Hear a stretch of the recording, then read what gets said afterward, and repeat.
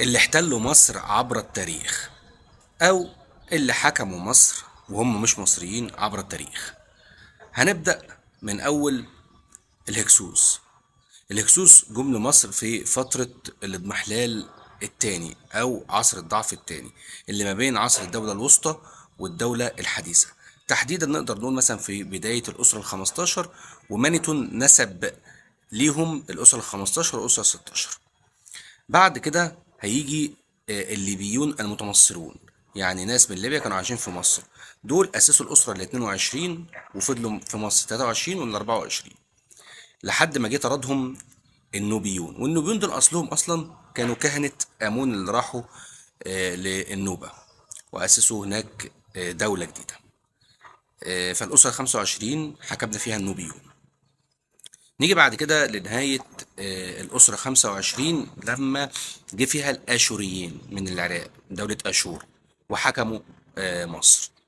بعد كده يطردهم أبسماتيك الأول ونخش على الأسرة 26، بيحكمها مصريين عادي.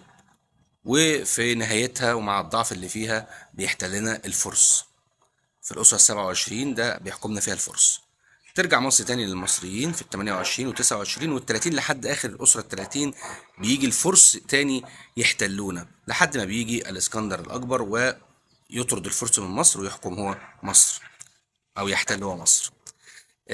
من بعد الإسكندر بيجي خلفائه بطليموس الأول ويأسس دولة البطالمة في مصر. كل دول إغريق طبعا، الإسكندر والبطالمة، لحد سنة 300 لحد سنة 31 قبل الميلاد. طبعا الاسكندر دخل 332 قبل الميلاد، 31 قبل الميلاد كان داخل الرومان مصر واحتلوا مصر بدل البطالمة. والكلام ده استمر لحد سنة 641 ميلادية، لحد ما جه العرب وحكموا مصر. لحد اللحظة اللي احنا فيها دي. ولكن بقى خلال الفترة من 641 لحد دلوقتي بيجي في مصر برضو محتلين أثناء وجود حتى العرب.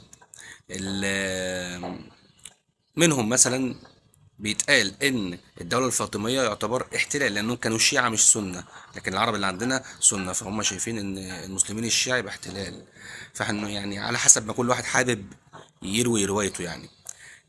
خلالها حصل برضو احتلال من الفرنسيين من 1798 ل 1801 اللي هي الحملة الفرنسية، وحصل الاحتلال الإنجليزي من 1882 لحد 1956.